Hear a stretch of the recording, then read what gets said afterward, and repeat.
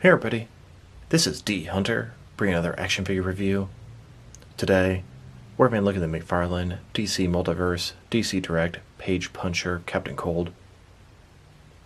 This is a Page Puncher based off a new Flash comic. He's a more modern looking Captain Cold, and frankly, looks a little weird to me. Definitely not the version I'm familiar with. I ordered this figure from the McFarlane toy store. They have the entire Flash Page Puncher wave in stock right now. Now, rumor is there's going to be a gold label variant of this Captain Cold Page Puncher, and I'm hoping it's a more classic, traditional looking version. So let's check out the packaging. As you can see at the top, ages 12 plus, includes exclusive comic book in the English language, DC Direct, McFarlane Toys. It's nice to see that DC Direct logo again. This is how DC Direct is going to live on through artist-specific figures in the McFarlane Page Puncher line. DC Captain Cold. Here he is in the package. Looks like we have a display stand, collector's card, comic book, and some kind of freeze ray. Yes, he has some kind of freeze gun, although it sure doesn't look like a traditional gun. So that's probably the loophole through the no gun mandate that Warner Brothers has enforced for DC figures. One side of the package, Captain Cold for the Flash comic, Page Puncher. Other side, simply says Page Punchers. At the bottom, got a bunch of credits, and there is a barcode in case it helps anybody. And on the back side, here's Captain Cold, and here is the comic. So no further ado, let's open him up. And I got this figure with the entire wave of Flash Page Punchers from the McFarlane toy store. Like I said before, they're all in stock right now. Alright, now that we got this figure out of the package, here he is with all his accessories laid out. He comes with a display stand, a collector's card, an exclusive comic, and his freeze gun. But before we take a look at those, let's talk about and check out his actual figure. So this is Captain Cold. He's a Flash rogue. This is most certainly not his traditional look, but it looks pretty cool. When I first saw this figure and this entire wave, I was kind of turned off. Thought they looked way too weird, way too far from the normal looks. But this Captain Cold figure is actually really nice. I'm very impressed with him in hand. So let's take a look. Start with his head here. Of course, he's got his signature hood, blue with white trim. You can see the nice texturing on his hood. His face here is completely covered, some slits for his eyes. It's really going to protect him from cold weather. He's got this sort of breathing apparatus. Little thing on his chest here. Once again, texturing all over the suit is fantastic. He's got a little strap down his chest. He's got all these sort of little cold vials or capsules on his belt, probably to recharge his gun. Double jointed elbows, double jointed knees. He's got that trim around his boot here. It all looks really good. Screams cold weather. Cargo pockets. Not exactly the Captain Cold that I wanted, but he's very, very nice. Now, he may not be exactly the version of Captain Cold that I wanted a figure of, but like I said, in hand, this guy's very nice. There is a rumor on the leaked list that there's going to be a gold label version of him. I imagine that's going to be a more traditional version of Captain Cold. And just a closer look at his face and head sculpt.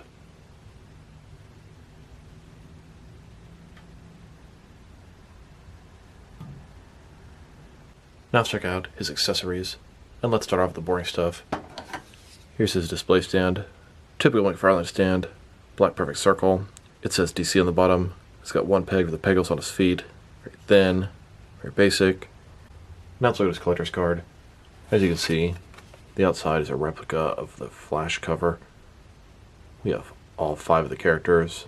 Heatwave, Gorilla Grodd, Captain Cold, the Atom and Flash, Captain Cold. On the back side, there is a description.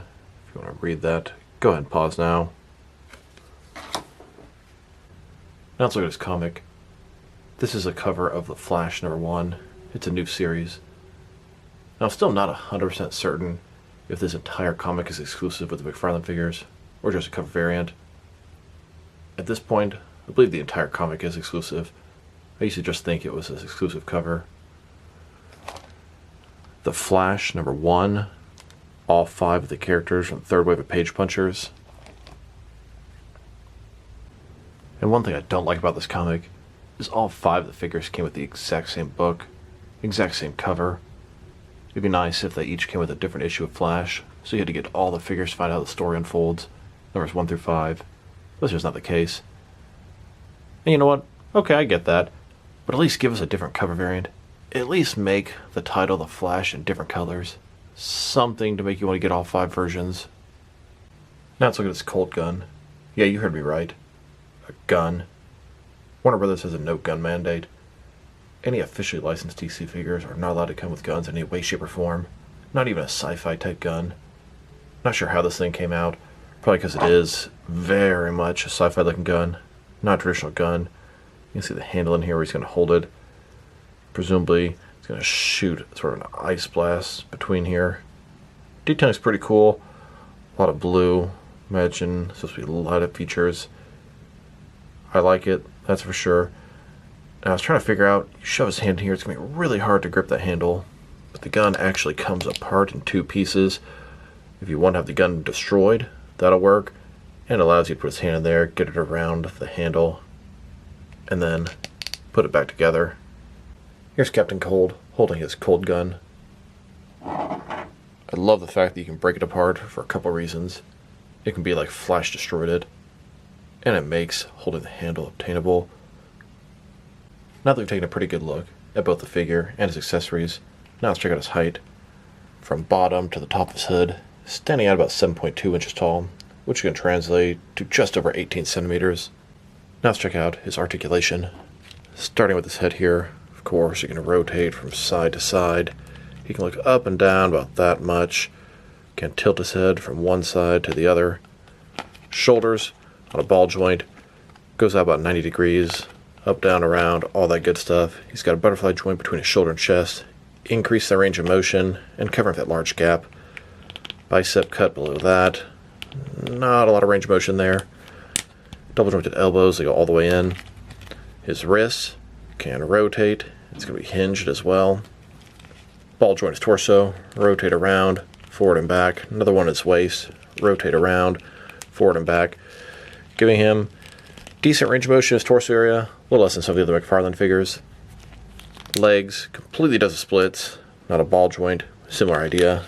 Rotation's non-existent. Legs go forward that much, back about that much.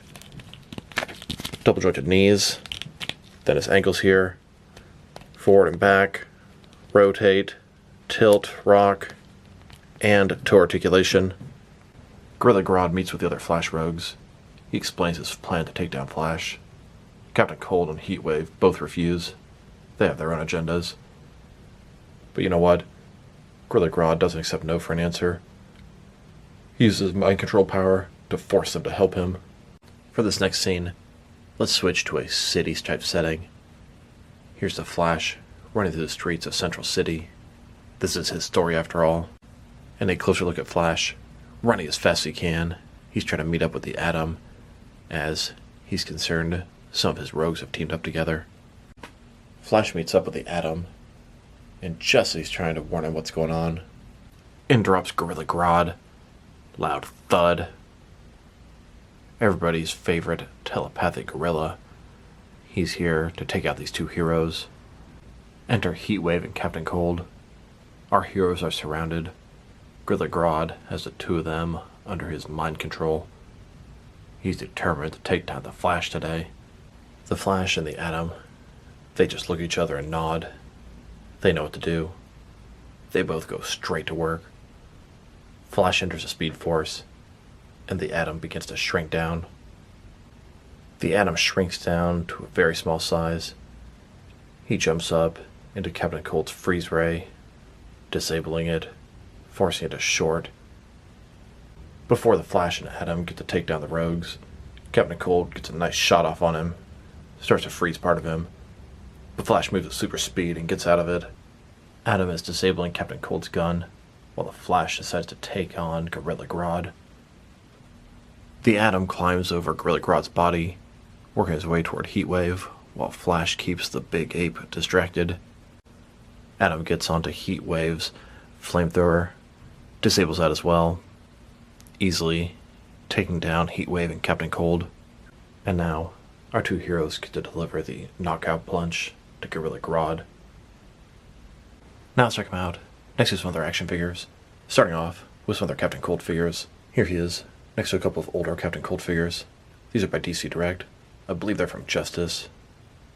They've gotten kind of beat up over the years. Their glasses are ripped off. I still have them somewhere. Way back when, I got 2 of each of these Captain Cold figures. I was kind of using them for Mr. Freeze henchman. Just a random guy, dressed sort of a warm outfit, winter clothing. Seemed appropriate for Freeze henchmen or thugs. I always had intentions of repainting them so they looked less like Captain Cold, but never actually got around to doing it. Then, with a couple more DC Direct Captain Cold figures, I got 2 of these guys for the exact same reason. And here he is, next to a couple of Mattel DC Universe Classics Captain Cold figures. This is the first Captain Cold that I got, and I got 2 of these guys for the exact same purpose, Mr. Freeze henchmen, although I never repainted them. And now, next to a couple of DC Direct Flash TV show Captain Cold figures. Then, with the DC Direct New 52 Captain Cold, starting to get farther from his traditional iconic look. And here, next to a Mattel Justice League Unlimited Captain Cold. Here's my entire collection of Captain Cold figures. I've got 2 of most of them. I didn't deem this new one worthy of getting 2. Not because it's a bad figure, but because it's really just not going to work as a Mr. Freeze henchman. Here's Captain Cold, next to a Mattel Icicle. Icicle is another Cold-themed villain. I love the Cold-themed villains. I always think they're really cool. I love when they team up. I remember the animated film Superman, Batman, Public Enemies, and they had Captain Cold, Mr. Freeze, Icicle, and Killer Frost teamed up. I hope somebody gives us a Killer Frost figure, like yesterday. And here's Captain Cold next to all my different Mr. Freeze figures. I've got almost all of them in the 6 and 7 inch scale. Then, next to several different Frostbite figures. These are some old Kenner figures. Frostbite was a Mr. Freeze henchman from the film Batman and Robin. Now let's check him out. Next to some other McFarlane DC Multiverse figures. Here he is, with the rest of the regular figures from the 3rd wave of Page Punchers, adding Gorilla Grodd, and this is the entire 3rd wave of Page Punchers. Only difference is Gorilla Grodd and the rest. He's a mega figure. And here he is, next to the 2nd wave of Page Punchers. This is based off Injustice 2, Green Arrow, and Batman. Then, next to the 1st wave of Page Punchers, this is a Black Adam wave.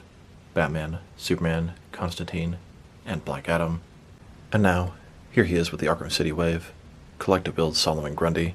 Here's Captain Cold, next to the Speed Metal wave. Collective build The Darkest Knight. Then, next to the newest McFarlane Gaming wave, we have the Arkham City Sick Joker, and the Arkham Knight Red Hood and Scarecrow. And now, with the 2 most recent Mega figures, at least before Gorilla Grodd. These are Bane and Necron. Here's Captain Cold, next to a couple of recent Target exclusive figures, Ocean Master, and Batman from Batman the Animated Series, 30th Anniversary Edition. And here he is, next to some more recent Target exclusive figures. These are the most recent Gold Label figures. We've got Kyle Rayner Green Lantern from Changing the Guard, Defiance Deathstroke, Black Adam movie Black Adam with Throne, and the Justice League Endless Winter Wonder Woman variant. Then, with some Gold Label Walmart exclusive figures, we have Speed Melt Dark Flash, Rebirth Shazam, Azrael Batman Armor, and Parallax Hal Jordan. And now, next to McFarlane's Mortal Kombat 11 DC offerings, the Batman Who Laughs and Joker. Here's Captain Cold, next to the Amazon exclusive Tim Drake Robin. And here he is, next to the Amazon exclusive Batman Family 5-pack. Then, with the McFarlane Toy Store exclusive Hush Superman and Rebirth Kid Flash. And now, next to the Rebirth Deathstroke and the Court of Owl's Talon, here's Captain Cold, next to the Blue Beetle Booster Gold 2-pack. And here he is, next to the Speeding Bullets Batman and the Dark Knight's Metal Batrocidus. Then, with the New 52 Static, the Infinite Frontier Scarecrow, and the Future State Superman. And now, next to McFarlane Toy Store exclusive Gold Label paint variants of the Arkham Knight Red Hood and Scarecrow. And finally, next to the Black Adam movie wave. Now let's check him out, next to some other action figures from different various companies, to see how he fits in, both scale and style-wise, in case you want to know which lines you can mix him with. Since he's a McFarlane figure, they're typically the 7-inch scale. I'm going to start off my comparisons with some of the large action figure lines I collect, and work way smaller. But first, let's check him out with some of his McFarlane Toys brothers. In front of you are 5 different action figure lines, all from McFarlane Toys, all 7-inch scale. Then, Here he is, next to some more McFarlane toys. These are from different various video game properties. And now, next to some Jack-specific wrestling figures. And here he is, next to some DST, or Diamond Select toys. Then, next to some DC Direct and DC Collectibles figures. And here he is, standing with some NECA figures. Then, with some Mattel wrestling figures. And now, with some Jazzwares AEW wrestlers. And here he is, next to some Mezco 112 collective figures. Then, with some Mattel DC Universe Classics and Multiverse figures. And here he is, with some Mafex figures. Then, with some Hasbro Marvel Legends. And here he is, next to some SH Figure Arts action figures. And finally, next to some Jazzwares Fortnite figures. So overall, it's a really nice figure. When I first saw this wave, I was immediately turned off with how odd they looked. But in hand, each of the figures is pretty nice. Sculpt and paint job are excellent. The texture in his suit, his hood is fantastic. His accessory, a gun, I mean, come on, that's awesome! And it comes apart. His articulation is everything you'd expect from a McFarlane DC Multiverse figure. Could just use a little bit more rotation in the thigh area. If I were to rate this guy, I'm going to give him a surprising 7.5 out of 10. When I saw this guy, I figured he'd be worth nothing more than a 5 out of 10. So this is D Hunter.